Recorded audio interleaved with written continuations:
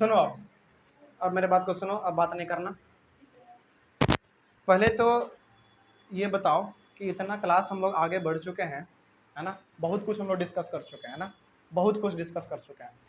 देखो हर एक चीज़ों को रिवाइज करते हुए चलो, है ना, जितना चीज़ हम लोग डिस्कस करे हुए हैं ना, क्योंकि देखो स्पीड और वेलोसिटी आपस में कनेक्टेड था, उसमें कन्फ्यूजन हो सकता है, एकदम स्वाभाविक सी बात है ये, कन्फ्यूजन उसमें हो सकता है। क्या कि डिस्टेंस क्या था, डिस्प्लेसमेंट क्या था, यूनिट क्या था इसका, कौन सा क्वांटिटी था, स्केलर के वेक्टर, इसमें थोड़ा बहुत कन्फ्यूजन हो सकता है। हाँ ज़्यादा नहीं होगा लेकिन माइनर कन्फ्यूजन हो सकता है। उसी प्रकार से एवरेज स्पीड एवरेज वेलोसिटी में हो सकता है। उसी प्रकार से एक्सेलरेशन में भी हमारा दो टर्म था, यूनिफॉर्म और नॉन यूनिफॉर्म था हमारा, उसमें भी कन्फ्यूजन हो सकता है ना। तो ये काम करो क्या कि जैसे जैसे हम लोग पढ़ा दे रहे हैं ना, पढ़ते जा रहे हैं, वैसे वैसे पीछे से हम लोग रिवाइज भी करते चलेंगे। समझ के बात को। जैसे हम लोग पढ़े थे पिछले क्लास में डिस्टेंस टाइम ग्राफ के बारे में पढ़े थे, डिस्टेंस टाइम ग्राफ में भी हम लोगों को 3 चीज़ पढ़ना था। एक रेस्ट में, जब ऑब्जेक्ट रेस्ट में हो तब, जब ऑब्जेक्ट यूनिफॉर्म मोशन में हो तब, और जब ऑब्जेक्ट नॉन यूनिफॉर्म मोशन में हो तब, हमको पढ़ना था ना ये तीनों चीज़। उसके बाद फिर आज हम लोग पढ़ेंगे कि वेलोसिटी टाइम ग्राफ, इसमें भी हमारा 3 चीज़ है। कितना ज़्यादा कॉम्प्लेक्सिटी बढ़ते जा रहा है, लेकिन हाँ अब हम लोग अपने चैप्टर के एंड तरफ पहुँचते जा रहे हैं, तो अब हमारा थोड़ा सा आसान होता चला जाएगा। जैसे वेलोसिटी टाइम ग्राफ के बाद हमारा फिर इक्वेशन ऑफ मोशन है, जिसको कि हम लोग ग्राफिकली रिप्रेजेंट करेंगे, और उसके बाद फिर हमारा एक छोटा सा टॉपिक है सर्कुलर, यूनिफॉर्म सर्कुलर मोशन, इसके बाद फिर खत्म। लेकिन खत्म होने का मतलब ये नहीं है कि फिर खत्म हो गया तो नोट्स साइड में रख दिए, उसको रिवाइज नहीं करेंगे, नहीं। देखो पढ़ाई हर कोई करता है, लेकिन यदि वो बच्चा या फिर बच्ची यदि कहीं पे मात खाता है तो वो केवल रिवीजन के कारण से। देखो अभी तो तुम पढ़ रहे हो, अभी सब चीज़ तुम्हारे दिमाग में है ना। यदि हम अभी कहीं से भी यदि कोई सवाल पूछ दे तुम बता दोगे, 90% तुम बता दोगे, इतना हमको मालूम है। जिस प्रकार से तुम लोगों का कॉन्सेप्ट क्लियर है, हम पूछते आते हैं कभी कभी, जिस प्रकार से तुम लोग जवाब देते हो, इसको देख के हमको लगता है कि तुम लोगों के पास अभी लगभग 80 to 90% कॉन्सेप्ट तुम्हारे दिमाग में घूम रहा है ना, इतना तो है। लेकिन हाँ रिवीजन यदि करते रहे तो फिर वो सारा भी चीज़ तुम्हारा आ सकता है। जो हम लोग बोर्ड पे पढ़ रहे हैं उसको तो आप कॉपी में नोट करते ही हैं, उसके बगल से आपको नोट्स मिला हुआ है। नोट्स हालांकि जो यहाँ पे पढ़े हो यदि उसको पढ़ लेते हो तो नोट्स पढ़ने का कोई ज़रूरत ही नहीं है। देखो हम एक बात है, हम PDF नोट्स के हमेशा खिलाफ रहे हैं, हम उस पर ज़्यादा ध्यान ना देते हैं। ध्यान ना देकर जो हम लोग बोर्ड पे पढ़ते हैं उस पर मेरा ध्यान ज़्यादा रहता है। मालूम है क्यों? क्योंकि देखो PDF में क्या है, PDF में टाइप किया हुआ है, अब बहुत सारा PDF में आपको पिक्चर नहीं मिलेगा, डायग्राम नहीं मिलेगा जो हम लोग यहाँ पे पढ़ते हैं। लेकिन यहाँ पे जो आप पढ़े हैं वो सामने देखे हैं, सामने कॉपी पे नोट किए हैं, वो ज़्यादा अच्छा रहता है। लेकिन हाँ चूंकि नोट्स भी चाहिए एग्जाम में, यदि आ गया कि डिफाइन कीजिए इसको, तो किस प्रकार से आप लिख सकते हैं, लिखने का तरीका क्या होना चाहिए। हालांकि हम लोग तो यहाँ पे एक डायग्राम लिखते हैं, उसी को हम लोग पूरा डिक्टेट कर देते हैं, उसको समझ लेते हैं। लेकिन यदि लिखने के लिए पूछा जाए तो कैसे लिखेंगे, उसके लिए नोट्स है, रिविजन भी करते रहना है, ठीक ना। मोटा मोटी मेरा कहने का मतलब ये है कि समय समय पर उसको रिविजन भी करते रहना है। चलो और कोई डाउट था पिछले क्लास में? कोई डाउट नहीं किसी को? आगे बढ़ सकते हैं। आज हम लोग 2 टॉपिक डिस्कस करेंगे अपना। पहला है हमारा वेलोसिटी टाइम ग्राफ, ठीक। उसके बाद फिर हम लोग पढ़ेंगे equations of motion graphically. Graphically हम लोग किस प्रकार से उसको रिप्रेजेंट करेंगे वो हम लोग सीखेंगे। हालांकि इक्वेशन ऑफ मोशन तुम लोग जानते भी होगे। पहला है हमारा v equals to u plus a t है, फिर उसके बाद s is equals to u t plus half a t square है, उसके बाद फिर v square minus u square is equals to 2as है। आखिर ये है क्या, इसको हम लोग ग्राफिकली कैसे रिप्रेजेंट करेंगे यदि एग्जाम में आ जाए। हालांकि एग्जाम में आता ही है, ये तीनों नहीं आएगा लेकिन तीनों में से कोई एक आ जाएगा। किस प्रकार से आप उसको ग्राफिकली रिप्रेजेंट करेंगे वो हम लोग इसमें सीखेंगे, ठीक ना। और तीनों को रिप्रेजेंट करने का तरीका सेम है, तीनों का सेम है, ठीक ना। लेकिन हाँ इक्वेशन का नाम अलग अलग है, उसका देखने का स्ट्रक्चर भी अलग अलग है, लेकिन रिप्रेजेंट करने का तरीका जो है वो बिल्कुल सेम है। उससे पहले हम लोग अपना एक छोटा सा टॉपिक खत्म कर लेते हैं, वेलोसिटी टाइम ग्राफ, ठीक ना। चलो हाँ आज हम लोग वो पेड़ वाला एग्जाम्पल नहीं लेंगे, पेड़ वाला एग्जाम्पल लेते लेते हम लोग बहुत बोर हो गए है ना। चलो आज कुछ दूसरा एग्जाम्पल बताओ, क्या लेना चाहिए आज एग्जाम्पल के लिए, क्या ले लें? इसको और इसको, इसको और इसको घर, अच्छा ठीक है। चलो देखो सबसे पहला हमारा है वेलोसिटी टाइम ग्राफ। अच्छा स्कूल में तो लगभग हो गया होगा वेलोसिटी टाइम ग्राफ, पूरा ही हो गया है ना। चलो ठीक है, तुम बताओ देखो स्कूल में हुआ है पढ़ी नहीं हो, स्कूल तो तुम रेगुलर जा रही हो। अच्छा सुनो, कोई बता सकता है हमको कि वेलोसिटी टाइम ग्राफ का दूसरा नाम क्या है? वेलोसिटी टाइम ग्राफ का दूसरा नाम क्या है, कोई बता सकता है हमको?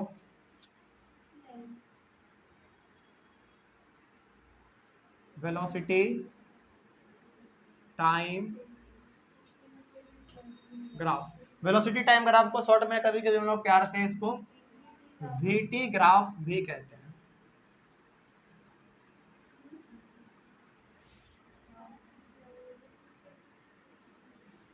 सुनो, बीच बीच बीच में गपर गपर नहीं करना है तुम दोनों खास करके। सुनो, अब मेरे बात को सुनो। वेलोसिटी टाइम ग्राफ का दूसरा नाम है स्पीड टाइम ग्राफ, ठीक ना। वेलोसिटी देखो, यदि कहीं पे वेलोसिटी टाइम ग्राफ लिखे या फिर स्पीड टाइम ग्राफ लिख दे, दोनों का मतलब क्या समझना है, एक ही समझना है, ठीक ना। तो इसका दूसरा कुछ पहले थ्योरी वाला पार्ट इसको लिख लेते हैं, फिर हम लोग इसको समझेंगे कि आखिर ये है क्या हमारा। तो it is also known as speed time graph. कोई बताओ कि आखिर हम लोग वेलोसिटी टाइम ग्राफ किस चीज को निकालने के लिए रिप्रेजेंट करते हैं, एक्सीलरेशन को करते हैं हम लोग, है ना। It is used to determine the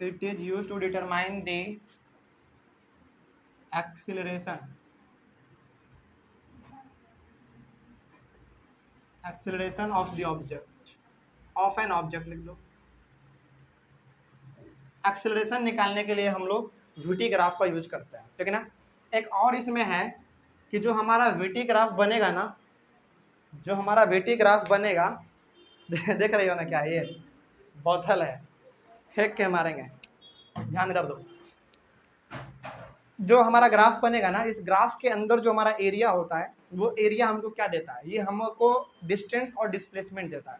क्या देता है, डिस्टेंस और डिस्प्लेसमेंट। जैसे हम लोग डिस्टेंस टाइम ग्राफ पढ़ रहे थे, तो कुछ इस प्रकार का हमारा ग्राफ बन रहा था, जरा देखो तो, इस प्रकार का कुछ बन रहा था, है ना। हालांकि एक रेस्ट वाला भी था और एक कर्व वाला भी था, एक ये वाला भी था हमारा।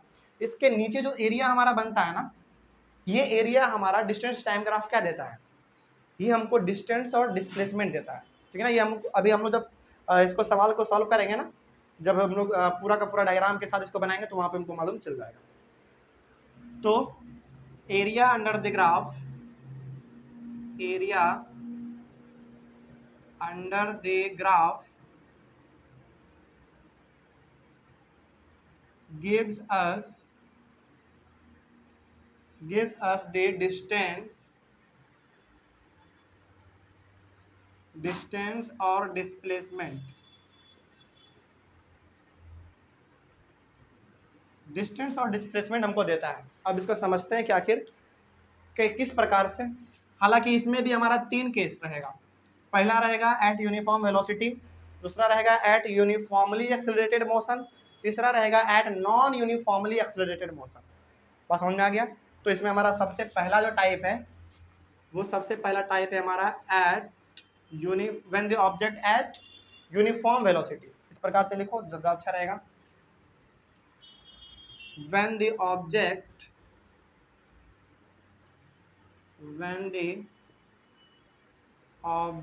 is at uniform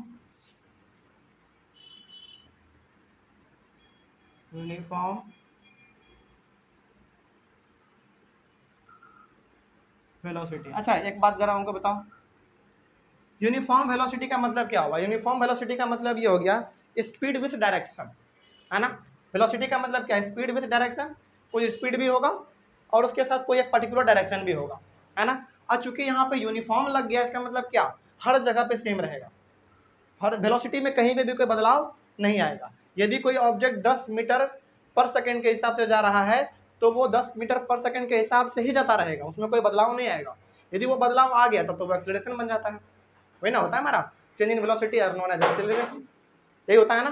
तो इसमें हमारा चूंकि यूनिफॉर्म वेलोसिटी है, तो इसमें कहीं पे भी आपको वेलोसिटी में बदलाव देखने को नहीं मिलेगा, ठीक है ना। समझते हैं इसको। चलो, आज हम लोग पेड़ का एग्जाम्पल नहीं लेंगे, आज हम लोग छोटा सा घर का एग्जाम्पल ले लेते हैं, ठीक है ना। घर कैसे बनता है, इस प्रकार से बनता है, ठीक है। कहाँ पे, यहाँ पे, वैसे नहीं अच्छा ट्रायंगल कंप्लीट कर दें ऐसे, ठीक है, ठीक है, चलो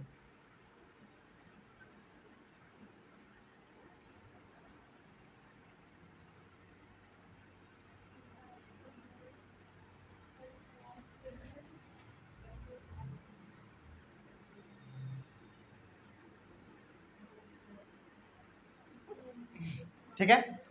चलो अब ये मान लो ना, सुनो पहले मेरे बात को सुनो, और ये मान लो क्या हमारा एक पर्टिकुलर डायरेक्शन है और इसी डायरेक्शन में हमारा जो है ना ये घर उड़ नहीं रहा है, उसी डायरेक्शन में हमारा घर है, ठीक है ना, ये तीनों एक ही लाइन में है, क्योंकि हमारा एक पर्टिकुलर डायरेक्शन हो गया।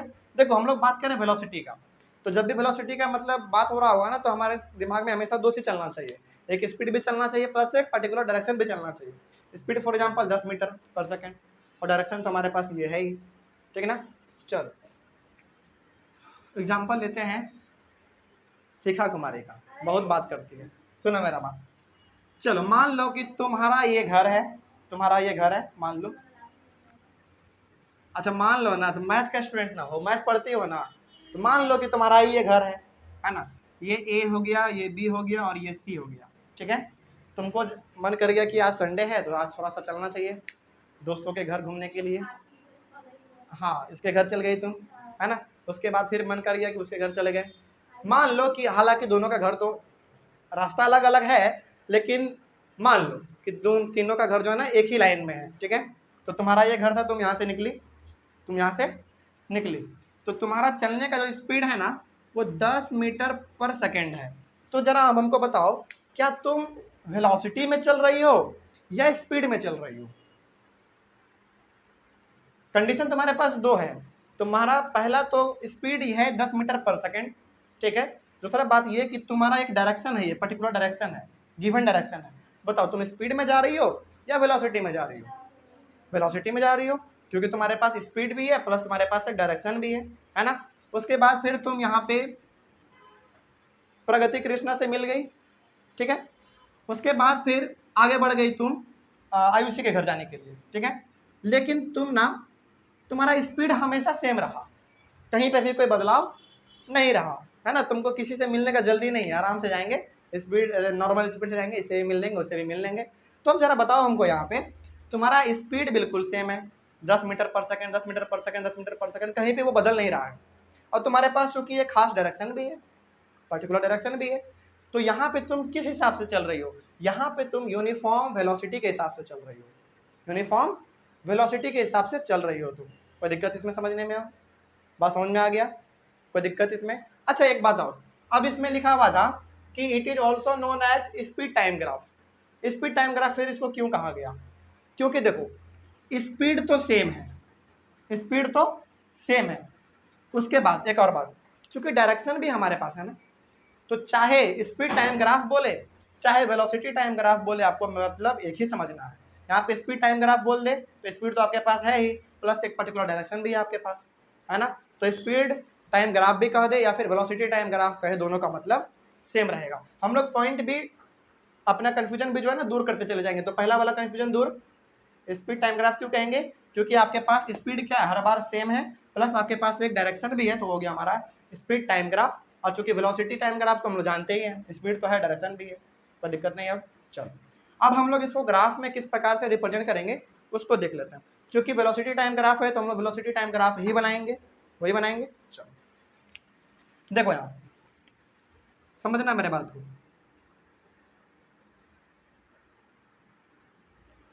ऊपर में हमारा क्या होता है y, नीचे में o और यहाँ पे x होता है। और इधर हम लोग मान लेते हैं ऊपर में वेलोसिटी, वेलोसिटी हमारा किस में दिया हुआ है? मीटर पर सेकंड में दिया हुआ है ना, मीटर पर सेकंड हो गया हमारा, इधर हो गया हमारा वेलोसिटी। और इधर हमारा टाइम, चलो टाइम तुमको लग रहा था इसमें चलो टाइम तो यहाँ पे सेकंड में दिया हुआ है ही, फिर भी मान लेते हैं तुमको लग रहा था 10 सेकंड और 10 सेकंड, इस हिसाब से चल रहे थे हम लोग, ठीक है ना। यहाँ पे हम लोग ले लेते हैं टाइम, जो कि दिया हुआ है किसमें? सेकंड में दिया हुआ है इधर, चलो देखो यहाँ पे है हमारा 10 मीटर पर सेकेंड, 20 मीटर पर सेकेंड, 30 मीटर पर सेकेंड, 4 मीटर 40 मीटर पर सेकेंड। उसके बाद फिर हमारा यहाँ पे था टाइम 10, 20, 30 और 40।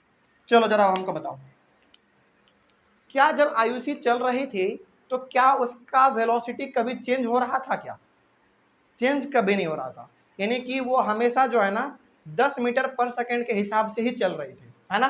तो 10 सेकेंड के बाद भी वो 10 मीटर पर सेकेंड हिसाब से ही चल रही थी, फिर अगले 10 सेकेंड में फिर वो उसी हिसाब से चल रही थी, फिर उसके बाद फिर वो उसी हिसाब से चल रही थी, फिर आगे जाएगी तो भी वो उसी के हिसाब से आगे वो अपना बढ़ते चली जाएगी। यही था ना हमारा। तो चलो अब यहाँ पे तुमको क्या नजर आ रहा है जरा हमको बताओ। जब आयुषी यूनिफॉर्म वेलोसिटी से चल रही थी तो तुमको इस ग्राफ से क्या नजर आ रहा है? इस ग्राफ से क्या नजर आ रहा है? हमको यहाँ पे दो चीज नजर आ रहा है। पहला तो ये कि आयुषी एकदम बिल्कुल यूनिफॉर्म वेलोसिटी में चल रही है, कहीं पे भी उसका वेलोसिटी चेंज नहीं हो रहा है, पहला बात ये। दूसरा बात ये कि जब भी वेलोसिटी टाइम ग्राफ में आपको ग्राफ एक्स एक्सिस यानी कि टाइम के पैरेलल नजर आ जाए तो आप ऐसे ही इसको देख के बता देंगे कि वहां पे जो है ना ऑब्जेक्ट यूनिफॉर्म वेलोसिटी में चल रहा है। कोई दिक्कत इसमें अब समझ में आ गया? तो यहाँ पे हम लोग लिख सकते हैं, ये हो गया हमारा पैरेलल टू एक्स एक्सिस।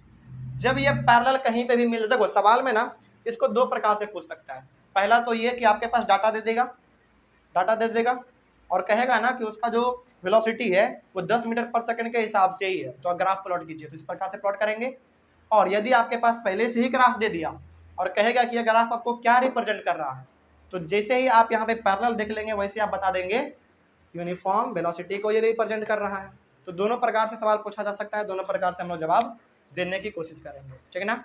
चलो तो यहाँ पे नीचे एक लाइन आप क्या लिख लेंगे, यहाँ पे नीचे में मेरे बात को ध्यान से सुनना, नीचे में क्या लिखेंगे, when the graph is parallel to x axis bracket में टाइम, यानी कि टाइम के जब पैरेलल हो जाए, then the object is at uniform velocity, तो उसका कहीं पे भी वेलोसिटी चेंज नहीं हो रहा है।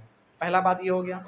अब आगे सबसे मशहूर सवाल, क्या ये इस ग्राफ में कहीं पे भी आपको जरा सा भी एक्सेलरेशन देखने को मिल रहा है? कहीं पे देखने को नहीं मिल रहा है, तो सेकंड पॉइंट ये लिखेंगे, देयर इज नो एक्सेलरेशन। सवाल पूछेगा, ग्राफ दे देगा, बोलेगा कि इसमें बताइए कि ये क्या रिप्रेजेंट कर रहा है, तो दो चीज आपको बताना पड़ेगा। पहला तो ये कि जब भी ये टाइम यानी कि एक्स एक्सिस के पैरेलल रहे तो वो यूनिफॉर्म वेलोसिटी से चल रहा होगा, पहला बात ये हो गया। दूसरा बात ये कि इस वाले में, पहले वाले केस में जरा सा भी आपको एक्सेलरेशन देखने को नहीं मिलेगा। समझ आ गया? तो ये दोनों बात आपको लिखना है। तो पहला पॉइंट क्या लिखेंगे, पहला पॉइंट ये लिखेंगे कि when the graph is parallel to X axis bracket में time, then the object is at uniform velocity, पहला हो गया ये हमारा। दूसरा ये लिखेंगे कि there is no acceleration. Acceleration कब होता है? चेंज इन वेलोसिटी, और इसमें तो वेलोसिटी चेंज हो ही नहीं रहा है, तो यहाँ पे एक्सेलरेशन होगा कहाँ से? नहीं हो पाएगा ना। चलो दोनों पॉइंट लिख दोगे, आगे बढ़ते हैं। फिर आगे हमारा सेकंड है, when the object is at uniformly accelerated motion, when the object is at uniformly accelerated motion, simply ये कहना चाह रहा है ना कि जब ऑब्जेक्ट ना यूनिफॉर्म एक्सेलरेशन से आगे बढ़े, यूनिफॉर्म एक्सेलरेशन से आगे बढ़े, बस इसको लिखने का तरीका अलग है, नाम वही है।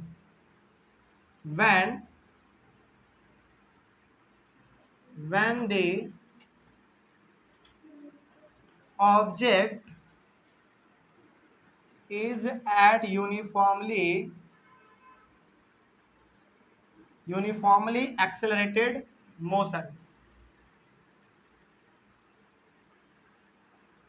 accelerated motion,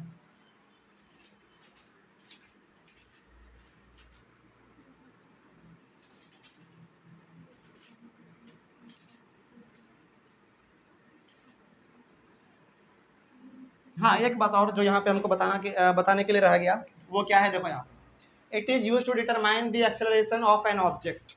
एक्सेलरेशन निकालने के लिए हम लोग इसका इस्तेमाल करते हैं, है ना। चलो जरा बताओ तो हमको, क्या इसमें एक्सेलरेशन है? कैसे निकालेंगे जरा हमको बताओ तो।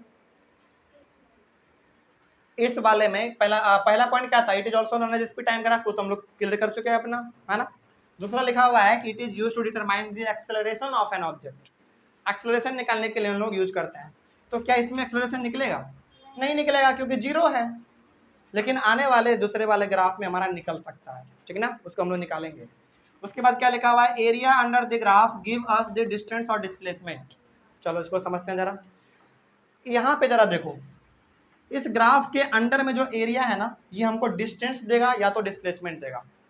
अब बात है कि डिस्टेंस तो होता है किसी एक पर्टिकुलर डायरेक्शन में नहीं होना। डिस्टेंस का मतलब क्या हो, तो अलग बगल हो सकता है ना। लेकिन जरा मेरे बात को जरा ध्यान से सुनो। चलो मान लो कुछ देर के लिए अंदर वाला ये डिस्टेंस है हमारा, लेकिन ये एक पर्टिकुलर डायरेक्शन भी तो है, तो ये एक पर्टिकुलर डायरेक्शन भी तो है, तो हम लोग यहाँ पे इसको क्या कह देंगे? डिस्प्लेसमेंट कर देंगे।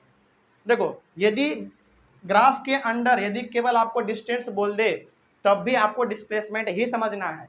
क्यों समझना है डिस्प्लेसमेंट? क्योंकि डिस्टेंस यदि कह रहा है तो आपके पास ऑलरेडी एक पर्टिकुलर डायरेक्शन है। देख लो, ये वाला पर्टिकुलर डायरेक्शन ही था ना एक, तो चाहे डिस्टेंस बोले चाहे डिस्प्लेसमेंट बोले, क्या समझना है? मतलब दोनों का डिस्प्लेसमेंट ही समझना है। यहाँ पे समझ में आ गया? कोई डाउट अब इसमें?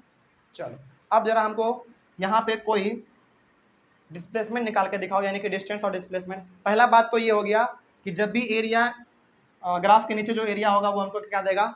या तो डिस्टेंस देगा या तो डिस्प्लेसमेंट देगा। जब भी डिस्टेंस बोले तो समझना है कि अच्छा डायरेक्शन तो ऑलरेडी प्रेजेंट रहेगा उसमें, तो वो हो गया हमारा डिस्प्लेसमेंट। कैसे निकालेंगे? अच्छा, वेलोसिटी का डेफिनेशन क्या होता है? Distance travel in particular direction. इसका मतलब क्या? डिस्प्लेसमेंट बाय टाइम है, हुआ ना। Velocity is equals to displacement by time. चलो, वेलोसिटी हमारा यहाँ पे कितने के हिसाब से बढ़ रहा था? 10 मीटर पर सेकंड के हिसाब से बढ़ रहा था, 10 मीटर। और टाइम यहाँ तक टाइम कितना लग गया उसको?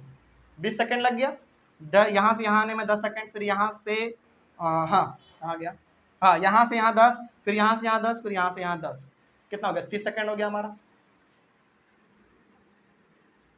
डिस्प्लेसमेंट नहीं निकल जाएगा? कितना हो गया हमारा? 300 मीटर बराबर डिस्प्लेसमेंट। समझ में आ गया?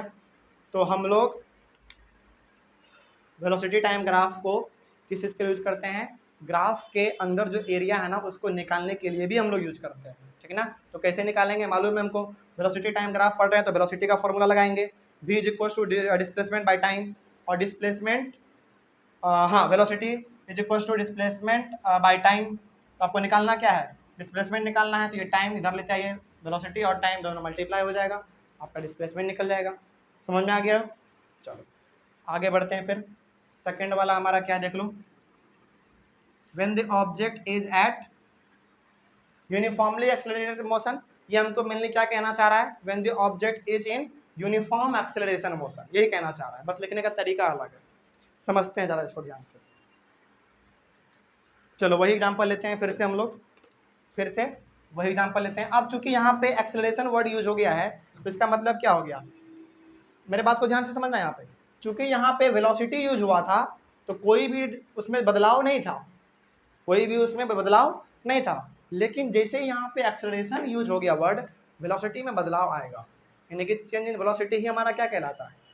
एक्सेलरेशन कहलाता है। लेकिन उसमें भी यूनिफॉर्म मतलब कि इक्वल इंटरवल ऑफ टाइम में इक्वल वेलोसिटी उसमें हमारा चेंज हो रहा होगा, ये होता है ना हमारा एक्सेलरेशन का मतलब। चलो आगे बढ़ते हैं फिर।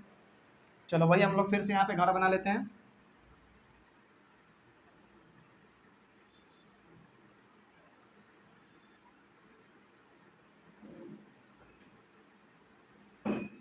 एक हो गया, दो हो गया, और फिर ये हमारा तीसरा हो गया। और यही मानना है कि ये भी जो हमारा एक पर्टिकुलर डायरेक्शन में ही है, ठीक ना। ये हमारा एक पर्टिकुलर डायरेक्शन में ही ये घर है हमारा, ठीक है। चलो ये हो गया हमारा ए बी सी। अब आगे समझो जरा ध्यान से। चूंकि ये हम लोग यूनिफॉर्म एक्सेलरेशन पढ़ रहे हैं, तो इसमें वेलोसिटी में बदलाव आएगा, क्योंकि चेंज इन वेलोसिटी हमारा क्या कहलाता है? एक्सेलरेशन कहलाता है, और वो भी यूनिफॉर्म एक्सेलरेशन। मतलब कि इक्वल इंटरवल ऑफ टाइम में इक्वल वेलोसिटी उसका बढ़ रहा होगा। चलो समझो यहाँ पे जरा ध्यान से। शिखा यहाँ से निकली, उस समय उसका था वेलोसिटी 10 मीटर पर सेकेंड, ठीक है समझ में आ गया ना, 10 मीटर पर सेकेंड। फिर उसके बाद उसका हो गया 20 मीटर पर सेकेंड, यानी कि 10 मीटर 10 मीटर क्या होगा, आगे आगे आगे बढ़ता चला जाएगा, यूनिफॉर्मली बढ़ रहा है ना, 10 10 फिर आगे 10 10 बढ़ता चला जाएगा। समझ में आ गया। चल आगे, इसको टाइम लग रहा था यहाँ पे 10 सेकेंड का, फिर यहाँ पे भी उसको टाइम लग रहा था 10 सेकेंड का। देखो टाइम भी 10 10 सेकेंड आगे बढ़ रहा है, उसी प्रकार हमारा वेलोसिटी भी इसका जो है ना वो 10 10 मीटर पर सेकेंड के हिसाब से आगे बढ़ता जा रहा है, ठीक है ना। अब हम लोग इसको ग्राफ में कैसे रिप्रेजेंट करेंगे, इसी प्रकार से करेंगे। जरा देखो यहाँ पे,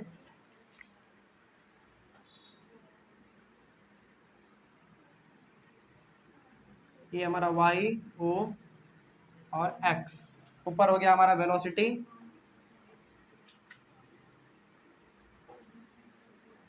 वेलोसिटी किस में दिया हुआ है, मीटर पर सेकेंड में दिया हुआ है, और हमारा टाइम यहाँ पे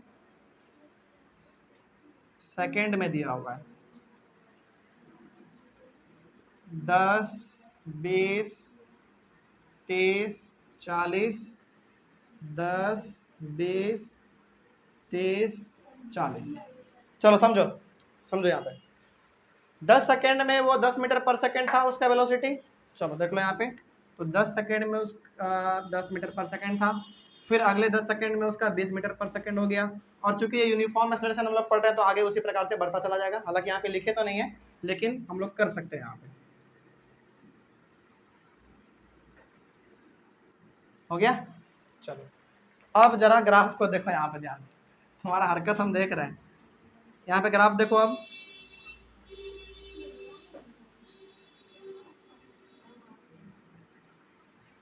कैसा है ग्राफ, स्ट्रेट है ना, है ना स्ट्रेट। तो जब भी आपको वीटी ग्राफ में यानी कि distance sorry velocity time graph में जब भी आपको इस प्रकार का ग्राफ देखने को मिल जाए बिल्कुल स्ट्रेट, समझ जाएंगे कि ये ऑब्जेक्ट किस कहाँ पे है, अभी यूनिफॉर्म एक्सेलरेशन से आगे बढ़ता जा रहा है, यूनिफॉर्म एक्सेलरेशन से आगे बढ़ता जा रहा है समझ गए। चल तो ये हमको क्या रिप्रेजेंट कर रहा है, ये हमको रिप्रेजेंट कर रहा है स्ट्रेट लाइन, ये स्ट्रेट लाइन रिप्रेजेंट कर रहा है। हो गया, कोई दिक्कत इसमें।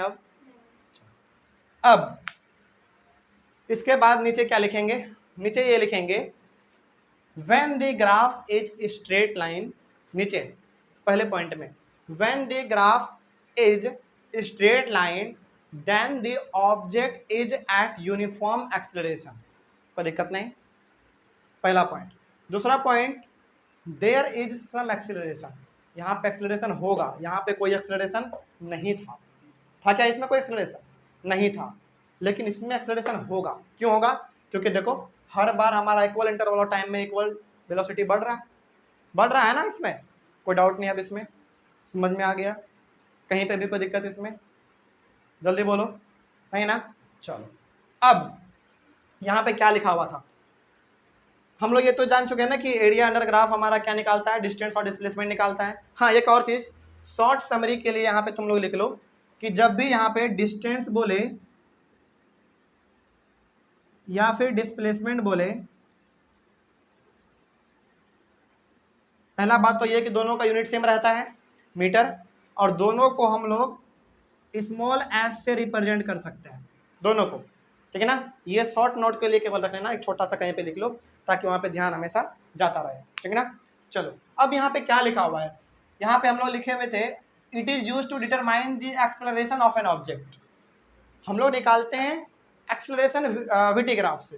कैसे निकालेंगे जरा समझो यहाँ पे, जैसे हम लोग डिस्टेंस टाइम ग्राफ में हम लोग स्पीड निकालना सीखे थे ना, इसी प्रकार से हम लोग इसमें एक्सेलरेशन निकालना सीखेंगे। अभी देखो यदि तुमसे कोई कहे कि बेटा बताओ यहाँ से लेकर यहाँ तक जब ऑब्जेक्ट जा रहा था, समझना मेरे बात को, जब यहाँ से लेकर यहाँ ऑब्जेक्ट जा रहा था तो उस समय जाने के दौरान उसका एक्सेलरेशन कितना था, उसके वेलोसिटी में कितना बदलाव आ रहा था, तो कैसे मालूम करेंगे।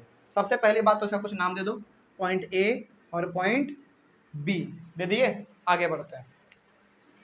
अब जरा बताओ हमको, चूंकि यहाँ से लेकर हमको यहाँ तक के बीच में निकालना है एक्सेलरेशन, और एक्सेलरेशन हमारा होता क्या है, change in velocity by time, वही ना होता है ना हमारा। और चूंकि हमको यहाँ से यहाँ तक के बीच का निकालना है, तो जरा बताओ हमको, ये हो गया हमारा इनिशियल वेलोसिटी, ये हो गया हमारा फाइनल वेलोसिटी। तो जरा देखो तो फाइनल वेलोसिटी कितना है, 30 है, 30 माइनस 20 कर देंगे, कितना आ जाएगा, 10 आ गया हमारा, बाई टाइम। टाइम हमको चूंकि यहाँ से लेकर यहाँ तक के बीच में निकालना है, तो ये हमारा T2 है कितना, 30, और T1 है कितना, 20। अब तुम्हारे मन में ये सवाल उठना चाहिए कि सर ये पूरा टाइम क्यों नहीं लिए, नहीं लेंगे, क्यों नहीं लेंगे, क्योंकि हमको केवल इसके बीच का निकालना है। यदि हमको यहाँ से लेकर यहाँ तक निकालना होता तो सारे टाइम को लेते हम लोग, लेकिन केवल हमको यहाँ से लेकर यहाँ तक के बीच का निकालना है, तो हम लोग केवल इसी टाइम को लेंगे। ठीक है, कोई दिक्कत नहीं। तो 30 में से 20 घटा दो, 10 10 10 बराबर कितना हो जाएगा, 1 मीटर पर सेकेंड, 1 मीटर पर सेकेंड स्क्वायर। बहुत अच्छा, पिटक दो जिसका मार दी। चलो देखो यहाँ 1 मीटर पर सेकेंड स्क्वायर के हिसाब से उसका वेलोसिटी उस समय पे था, समझ में आ गया। तो अब जरा बताओ हमको, क्या ये तीनों पॉइंट क्लियर हो गया, तीनों पॉइंट क्लियर हो गया। पहला ये कि इसको स्पीड टाइम ग्राफ क्यों कहेंगे, क्योंकि इसमें ऑलरेडी डायरेक्शन आपको दिया हुआ रहेगा, है ना, क्योंकि हम लोग वेलोसिटी का बात कर रहे हैं। वेलोसिटी का मतलब भी होता है कि स्पीड विथ डायरेक्शन, तो इसको आप वेलोसिटी टाइम ग्राफ कहिए या फिर स्पीड टाइम ग्राफ कहिए, बात सेम रहेगा। उसके बाद इसको हम लोग एक्सेलरेशन निकालने के लिए यूज करते हैं, निकाल लिए एक्सेलरेशन। अब आप किसी भी पॉइंट पे निकाल सकते हैं, चाहे आपको यहाँ से यहाँ कहे या फिर यहाँ से यहाँ कहे या फिर शुरू से लेकर अंत तक कहे, कहीं से भी हम लोग निकाल सकते हैं। बस इसमें क्या करना है, फाइनल वेलोसिटी में इनिशियल वेलोसिटी को माइनस कर दीजिए, और टाइम टी में T2 में से T1 को माइनस कर दीजिए, काम खत्म। ठीक है ना। उसके बाद फिर क्या था हमारा, area under the graph give us the distance और डिस्प्लेसमेंट। ये हमको डिस्टेंस और डिस्प्लेसमेंट देता है, चाहे डिस्टेंस बोले या डिस्प्लेसमेंट बोले, बात सेम रहेगा। डिस्टेंस बोल रहा है तो पर्टिकुलर डायरेक्शन है, अपने आप वो डिस्प्लेसमेंट हो गया, और डिस्प्लेसमेंट बोलेगा तब तो वो पर्टिकुलर डायरेक्शन है ही है, इसमें कोई डाउट। अब तो इसके नीचे आप लोग क्या लिखेंगे, 2 पॉइंट, पहला वही वाला कि when the graph is straight then the object is in uniform acceleration, दूसरा ये देयर इज सम एक्सेलरेशन, इसमें कोई भी एक्सेलरेशन नहीं था, कोई दिक्कत इसमें। अब चलो, और इसके बाद हमारा लास्ट बचता है, हाँ स्क्रीनशॉट के लिए हट जाते हैं पीछे, हो गया, चलो ठीक है। दूसरा हो गया, तीसरा हमारा बच रहा है, इसमें एक लाकड़ी बच रहा है,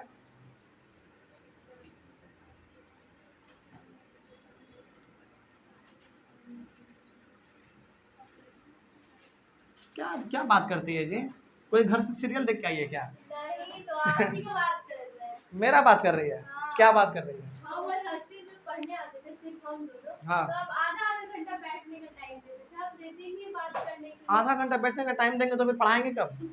पहले आ जाए करो बात करने। हाँ, बात करना तो पहले आ जाया करो ना। 9:30 बजे। हाँ 9:30 बजे आना। ये नहीं ना आते, हम एक दिन आए थे पहले, तो गेट बंद था।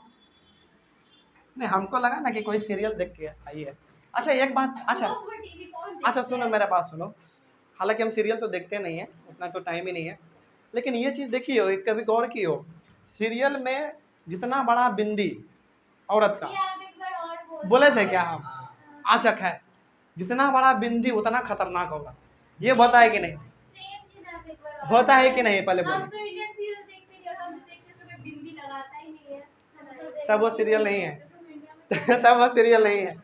जिस सीरियल में देखो, एक बात तो है, चाहे कोई भी सीरियल हो उसमें कोई ना कोई एक खतरनाक औरत जरूर होती है, जरूर होती है। अब तो मतलब इस प्रकार का हालत हो गया है ना कि सीरियल को देख कर बता सकते हैं कि आगे क्या होने वाला है। वो हम भी बता देंगे, वो इतना इलॉजिकल टाइप का होता है। वही देखती हो? हम तो देखते नहीं है, लेकिन YouTube पे उसका रोस्टिंग होता है ना, देखी होगी रोस्टिंग। हाँ, एक तो सीरियल था ना, हाँ सुनो, एक सीरियल था ना कि मतलब इस प्रकार से लड़की कहती है कि जो मेरे लिए तारा तोड़ के लाएगा उसके लिए हम शादी करेंगे। अब पता नहीं तारा उसके लिए तोड़ के ला देता है। हाँ सोचो, तारा नहीं, चांद था। हाँ चांद था ना। वो कोई रोस्ट है, ऐसा ट्रिगर इंसान। अच्छा बताओ, यदि ऐसा होने लगे तो साइंस कहाँ जाएगा? कोई वैल्यू रहेगा साइंस का? नहीं बचेगा, वो मतलब इलॉजिकल जितना बात हो सकता है ना, तो सारा का सारा आप सीरियल इस समय डाल दीजिए। चलो देखो यहाँ, खैर अब बात कम। तीसरा, when the object is at non-uniformly accelerated motion, simply when the object is in non-uniform acceleration, बात खत्म है ना। when the object is at non-uniformly accelerated motion,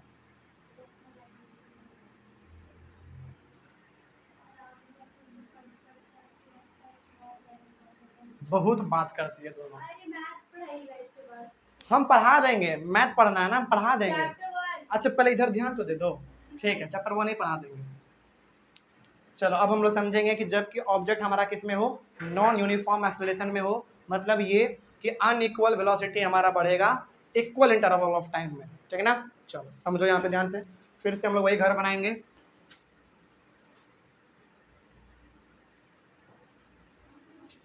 एक, दो,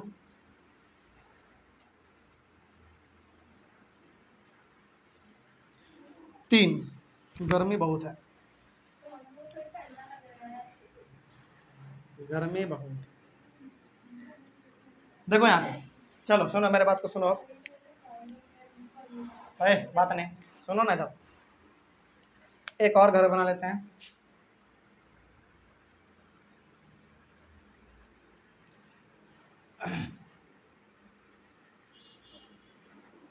इतना बात करती है, मुंह में दर्द नहीं होता है? हाँ आदत है ना, इसीलिए। देखो यहाँ,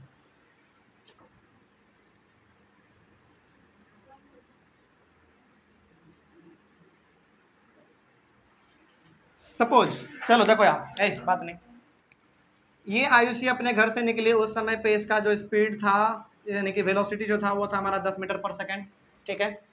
ये चल गई कृष्णा प्रगति के घर, ठीक है ना, सॉरी प्रगति कृष्णा, आशी, ओके ओके ठीक है। चलो समझो यहाँ, तो जब ये आशी के घर गई ना, और जब वो वहां से बाहर निकली, उसके पीछे पड़ गया कुत्ता। क्या पड़ गया? एक कुत्ता पड़ गया। तो वो क्या कर दी, अपना वेलोसिटी जो है ना वो 50 मीटर पर सेकंड कर ली, ठीक है। हाँ वही एग्जाम्पल है, सेम एग्जाम्पल है। तो उसके बाद फिर ये पहुंच गई आयुषी के घर, ठीक है ना। आयुषी के घर से निकली, इसके पीछे पड़ गया एक पागल कुत्ता। यहाँ पे नॉर्मल कुत्ता था, अब पड़ गया पागल कुत्ता। किसके पीछे? आयुषी। तुम्हारे पीछे। तो आयुषी क्यों बोल रहे हैं? अच्छा सॉरी, सीखा। अच्छा सुनो, पहले कंफ्यूज कर दी तुम लोग। सबसे पहले तुम अपने घर से निकली, उस समय तुम्हारा नॉर्मल वेलोसिटी था 10 मीटर पर सेकंड, ठीक है ना। फिर से ठीक है सुनो, फिर से यहाँ पे, हाँ क्या नाम, आशी के घर से वो बाहर निकली, उसके पीछे पड़ गया कुत्ता, भोगने लगा, बेचारी भागने लगी, है ना। उसके बाद फिर ये चल गई आयुषी के घर, आयुषी के घर से निकली, इसके पीछे पड़ गया एक पागल कुत्ता जो कि बहुत खतरनाक था, है ना। इसको बचना तो है ना, तो जो कि बाद में सीरियल भी देखना है, तो बचना है। तो अब इसका जो है ना स्पीड हो गया 100 मीटर पर सेकेंड, ठीक है। लेकिन कुछ देर के बाद वो कुत्ता पीछे भाग गया, फिर इसका जो स्पीड था वो नॉर्मल हो गया। मतलब क्या हुआ, मतलब ये हुआ कि एक समय ऐसा था जब इसका अनइक्वल अमाउंट से वेलोसिटी बढ़ रहा था, लेकिन जब कुत्ता उसके पीछे हट गया होगा, जब उसको परेशान अब नहीं कर रहा होगा, तो इसका वेलोसिटी क्या हो गया होगा, डिक्रीज हो गया होगा। मतलब डिक्रीज होने का मतलब क्या, रिटार्डेशन। याद आ गया अब? तो हमेशा याद रखना है कि तीसरे वाले टाइप में, सुनो पहले मेरे बात को, तीसरे वाले टाइप में पॉजिटिव एक्सेलरेशन भी हो सकता है और निगेटिव एक्सेलरेशन भी हो सकता है, समझ गए। पॉजिटिव कब होगा, जब वो अनइक्वल अमाउंट से बढ़ रहा हो, और रिटार्डेशन कब होगा, यानी कि निगेटिव कब होगा, जब वो नीचे घट जाए, समझ गए। नीचे जब वो, तो वो उस समय पर हमारा रिटार्डेशन हो जाएगा। अब इसको हम लोग रिप्रेजेंट कैसे करेंगे, देखो यहाँ पे,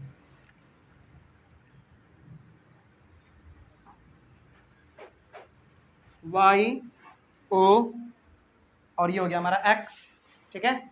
चलो उसके बाद इधर था हमारा वेलोसिटी जो कि मीटर पर सेकेंड में दिया हुआ है, और इधर है हमारा टाइम जो कि सेकेंड में दिया हुआ है, और इस समय पे इसका टाइम चलो मान लो 10 सेकेंड था, सपोज 10 सेकेंड, क्योंकि टाइम तो बदलेगा नहीं, वो इक्वल टाइम रहेगा हमारा 10 सेकेंड, यहाँ पे भी 10 सेकेंड और यहाँ पे भी 10 सेकेंड, तो 10 20 30, उसके बाद फिर हमारा 50 10 10 20 30 40 50 60 70 80 90 100, ठीक है। चलो पहले 10 सेकेंड में इसका कितना वेलोसिटी था, 10 मीटर पर सेकेंड था, उसके बाद फिर अगले 10 सेकेंड में 50 मीटर पर सेकेंड हो गया, कहाँ है 50, यहाँ 50 हो गया, फिर उसके बाद 100 हो गया,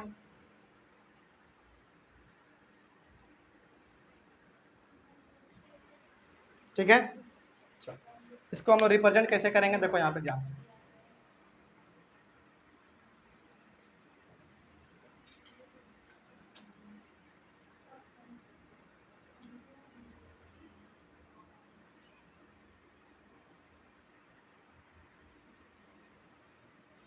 हालांकि ये सटीक तो नहीं है लेकिन कुछ इसी प्रकार का हमारा होगा ये।